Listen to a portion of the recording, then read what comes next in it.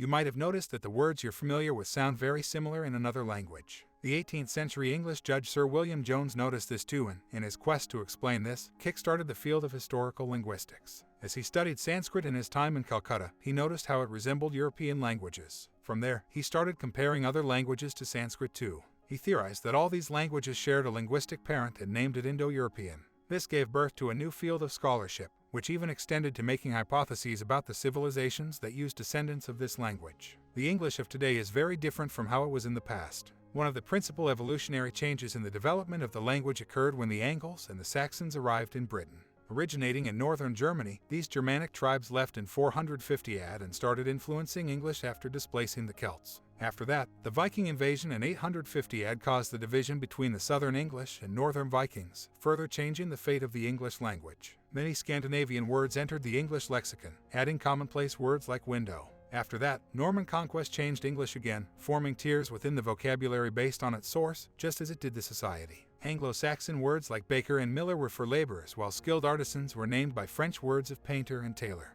As time passed and technology changed, words no longer meant the same as they used to. Not only do the details change, but sometimes the very meaning change. Can you believe that brave used to be nearly identical to the word cowardly? Even more confusingly, some words retain their old meanings but have new ones added too, creating word sets that can have up to more than 100 definitions. While some alterations come from natural evolution, there are wordsmiths in history that were directly responsible for linguistic shifts. A prime example is Shakespeare, who coined thousands of words on his own. Prefixes and suffixes tend to be used when meanings are changed. However, words may still mean the same with or without them. Take flammable and inflammable, for instance. They both can mean that something catches fire easily. In the same way, the offensiveness of words can also change in time. This only goes to show how languages can evolve, just like plants and animals in nature. The arrival of settlers in the Americas opened up a whole new world of words. There were plants and animals that no one had seen before, and they all needed to be named for convenience. Of course, the natives already had names for these, and those were quickly adapted into the English language. Tribal words are the source for such familiar things as hickory, squash, hammock,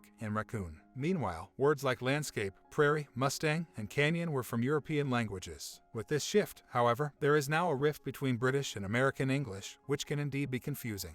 One of the things that we may take for granted are the meanings behind English surnames. These tend to be very telling, with some names indicating the trait of an ancestor. Others tell of geographical origins. Meanwhile, others are simply descriptive nicknames, such as Armstrong, Tolstoy, and Gorky. It was not so long ago that people did not have surnames at all. It was only in 1413 that medieval bureaucracy mandated the use of surnames. Thus, the English-speaking world was changed.